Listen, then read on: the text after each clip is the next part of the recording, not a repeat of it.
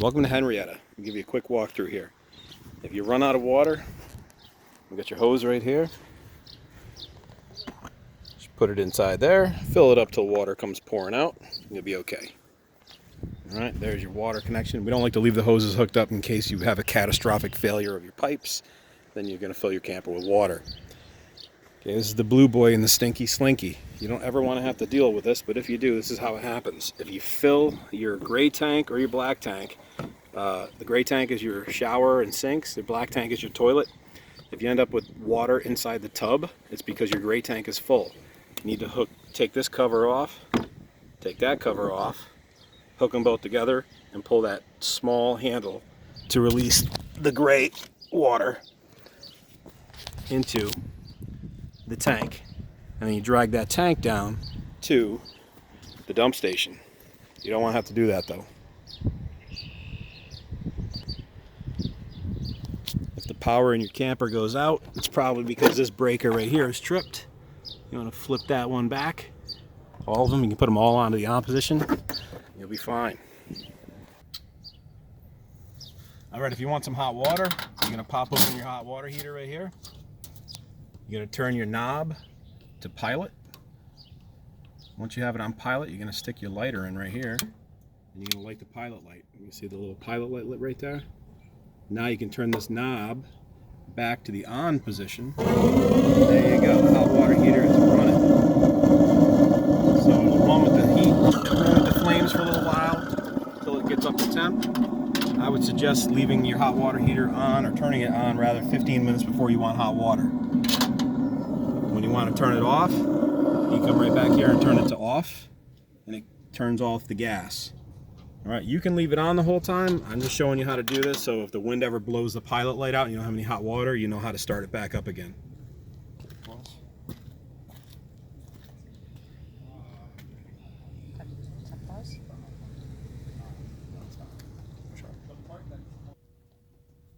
Alright, right here is your water pump switch. If you're going to use any water in the camper, that's got to be in the on position. You'll hear the pump kick on. Okay, whenever you're not using it, turn it off.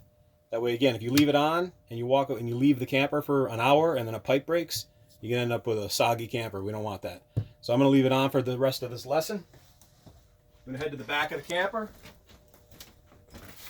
You got your shower caddy fully stocked with all your soaps and shampoos. Although I would highly suggest using the campground shower. One shower in this camper is going to fill up your gray tank, and then you're going to have to empty it, and that's kind of a gross thing. So use the campground shower. Toilet, you'll be good. You're only here for 3 nights. You always want to leave a little bit of water in the toilet. Okay, to flush the toilet, you push the foot pedal all the way down. Push it part way down, and just water goes in. You always want to leave a few inches of water in the toilet, so that way it stops the smells coming up from the septic tank.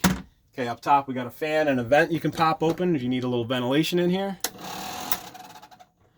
Okay, sink, very self-explanatory, right? Sink works. Plus we got various things in here for you, in case you forgot stuff. These little night lights, you can plug them in or take them out. Totally up to you.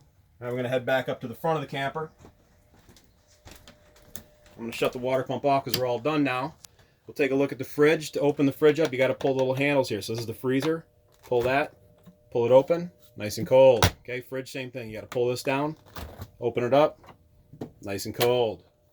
That's how our fridge is going to work. Over here in the kitchen, if you want to use the stove, you want to make sure you remove this cutting board first. You got the burners underneath. Okay, if you use those burners, make sure they're nice and cool before you put the cutting board back on. Keurig loaded. You got all your stuff here for your Keurig. Okay, microwave, self-explanatory. Okay, fan and range lights, good stuff. We got your silverware and whatnot down below here.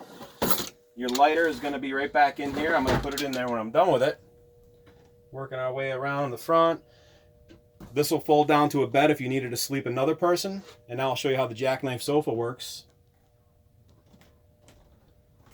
Okay, jackknife. Just pick it up and it folds out towards us and it'll go flat. Okay, I'm going to try to not mess it up. There we go. There's your jackknife. We got 3 family-friendly DVDs over here for you with a television. It works just like your TV at home.